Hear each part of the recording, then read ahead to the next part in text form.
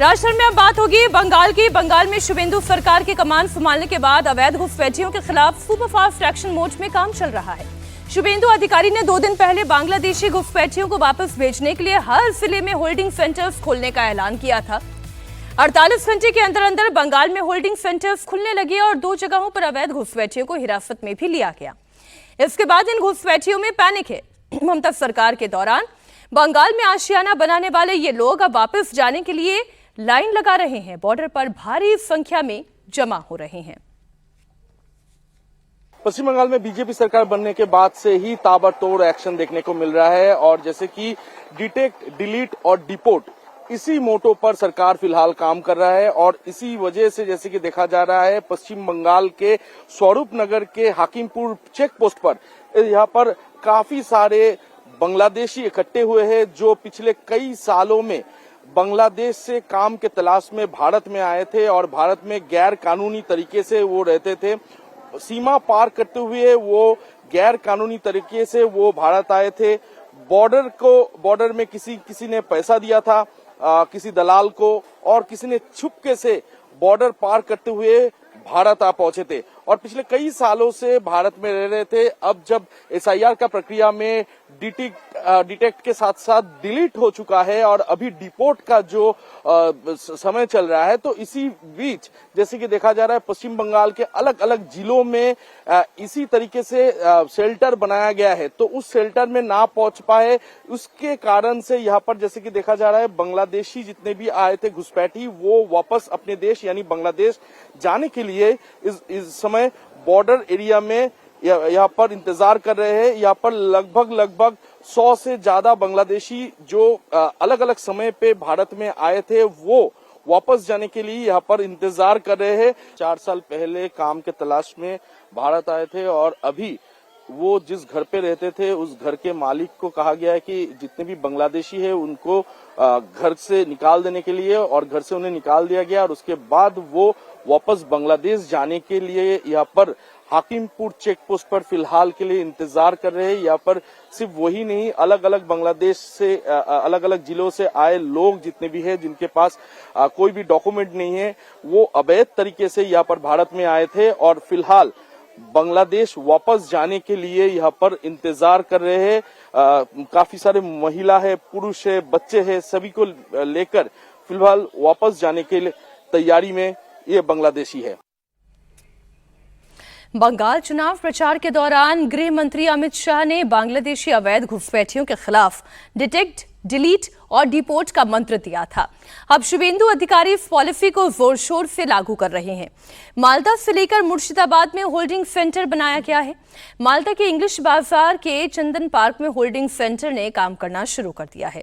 यहाँ पर कुल 9 घुसपैठियों को रखा गया है जिनमें 3 महिलाएं और 6 नाबालिग हैं, जबकि मुर्शिदाबाद के लालगोला होल्डिंग सेंटर में 3 अवैध बांग्लादेशियों को रखा गया है। शुभेंदु अधिकारी की सरकार इस बारे में कितनी स्पीड से काम कर रही है इसका अंदाजा इस बात से आप लगा सकते हैं कि 24 मई को राज्य के सभी जिलों में होल्डिंग सेंटर खोलने का ऐलान किया गया और कल 2 होल्डिंग सेंटर चालू हो चुके थे। मालदा में पहला होल्डिंग सेंटर चालू हुआ, फिर मुर्शिदाबाद से ऐसा ही सेंटर चालू होने की खबर आई। दोनों ही बांग्लादेश बॉर्डर से सटे हुए जिले हैं जहां पर बांग्लादेशी घुसपैठियों की संख्या बहुत ज्यादा है। अवैध घुसपैठ के खिलाफ शुभेंदु सरकार के इस एक्शन से बांग्लादेशी घुसपैठियों के बीच हड़कंप मचा हुआ है। पकड़े जाने के डर से बांग्लादेशी घुसपैठिए खुद बंगाल छोड़कर भाग रहे हैं। पश्चिम बंगाल के अलग अलग हिस्सों में अवैध रूप से रह रहे 100 से ज्यादा बांग्लादेशी घुसपैठिए नॉर्थ 24 परगना के हाकिमपुर चेक पोस्ट पर जुटे हुए हैं। ये सभी घुसपैठिए वापस अपने मुल्क बांग्लादेश लौटना चाहते हैं। घुसपैठियों का दावा है कि वो दलालों की मदद से बॉर्डर पार करके 1 से 1.5 साल पहले काम के लिए राज्य के अलग अलग हिस्सों में आए थे।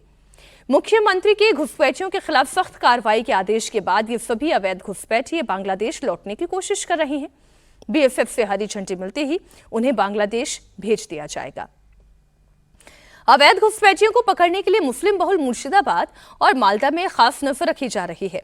मालदा में जिन 9 घुसपैठियों को डिटेन किया गया उन्हें गाजोल पुलिस स्टेशन के तहत पांडुआ से पकड़ा गया। इनमें से 3 महिलाएं, 6 नाबालिग हैं। घुसपैठियों के लिए मालदा के इंग्लिश बाजार के बागबाड़ी इलाके में होल्डिंग सेंटर बनाया गया है। होल्डिंग सेंटर के कोने कोने में सीसीटीवी लगाया गया है, जिससे घुसपैठियों की निगरानी की जा रही है। मालदा के होल्डिंग सेंटर में अलग अलग शिफ्ट में 12 पुलिस वालों को तैनात किया गया है। इसके अलावा 3 सिविल डिफेंस, 3 सिविक पुलिस और 1 कुक को भी रखा गया है। पहला कदम जैसे कि उठाया जब जो सरकार बने, उसके बाद माननीय मुख्यमंत्री आदरणीय शुभेंदु अधिकारी जी ने आज सबसे पहले जो काम किया वो फेंसिंग का काम। जैसे कि यहाँ 569 किलोमीटर जो सीमांतवर्ती इलाका है जहाँ पे एक्चुअली फेंसिंग होना चाहिए, तो उसका काम शुरू हो गया। आज वहाँ पे फेंसिंग भी होगा और घुसपैठिया पूरा रुक जाएगा। कोई घुसपैठिया यहाँ पे अंदर नहीं आ पाएगा।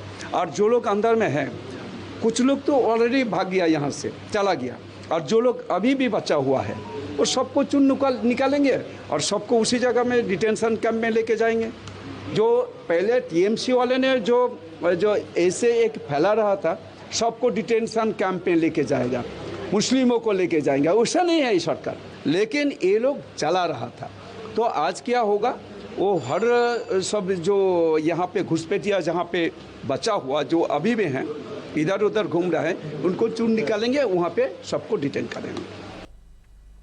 बीजेपी कह रही है कि ममता राज में बांग्लादेशी घुसपैठिए बड़ी आसानी से भारत में घुस जाते थे, कोलकाता समेत देश के कोने कोने में फैल जाते थे। लेकिन अब बंगाल में बीजेपी सरकार है। शुभेंदु अधिकारी ने सीएम बनते ही अवैध घुसपैठियों पर कड़ा प्रहार करना शुरू कर दिया है।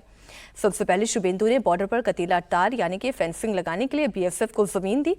इसके बाद बंगाल में सीए लागू करने का ऐलान किया। बॉर्डर से सटे हुए जिलों की पुलिस को हाई अलर्ट किया गया ताकि घुसपैठियों को पकड़कर बीएसएफ के हवाले किया जा सके। और अब घुसपैठियों को रखने के लिए जगह जगह होल्डिंग सेंटर बनाए गए हैं।